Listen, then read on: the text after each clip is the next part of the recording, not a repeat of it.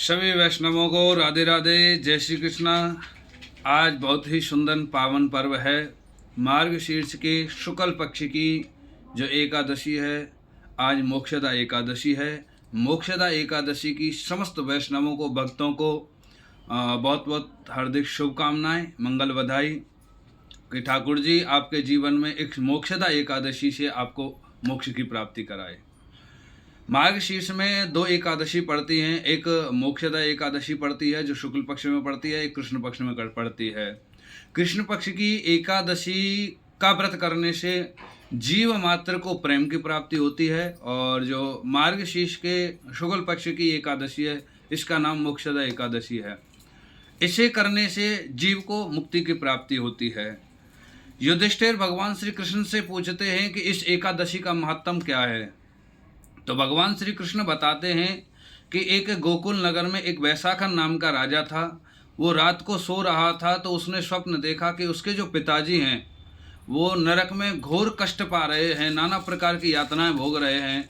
तो वो व्यथित होकर के रात में जाग गए और बड़े दुखी हुए कि मेरे होते हुए मेरे पिता नरक में दुख भोग रहे हैं। प्रातःकाल होते ही विद्वानों से, बड़े बड़े ब्राह्मणों से उन्होंने पूछा कि मेरे पिता की मुक्ति का कोई उपाय बताओ, जो नरक भोग रहे हैं उनकी नरक से मुक्ति हो जाए। तो सभी ने ब्राह्मणों ने कहा कि आप ऐसा करो, पास में ही एक पर्वत मुनि नाम के एक महात्मा हुए थे, उनका आश्रम है, आप उनके पास जाओ, वो ही आपको कोई उपाय बता सकते हैं।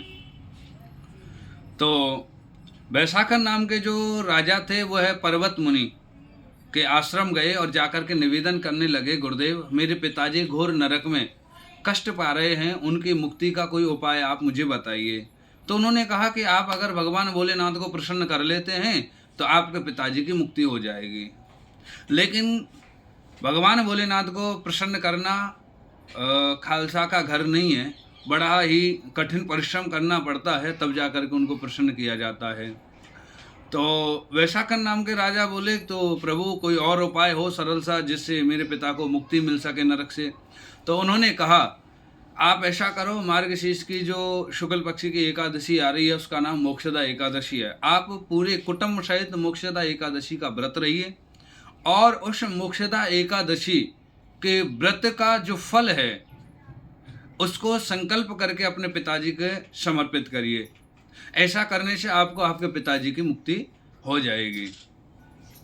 तो इस मोक्षदा एकादशी में ब्रज की जो गोकुल लीला हैं, उखल लीला है और अन्य अन्य जो गोपाल जी की हमारे की बाल लीला हैं, उनका चिंतन करना, स्मरण करने से इसमें अच्छा रहता है। इसमें गोकुल लीलाओं का चिंतन करना चाहिए, सुनना चाहिए।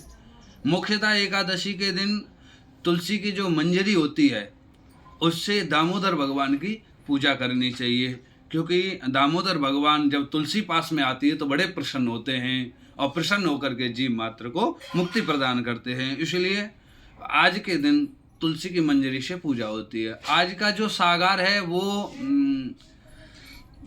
बिल्व पत्र का सागार है। आज के दिन बिल्व पत्र का सागार लेना चाहिए और इस व्रत का पारायण दूसरे दिन सूर्योदय के उपरांत इस व्रत का पारायण करना चाहिए।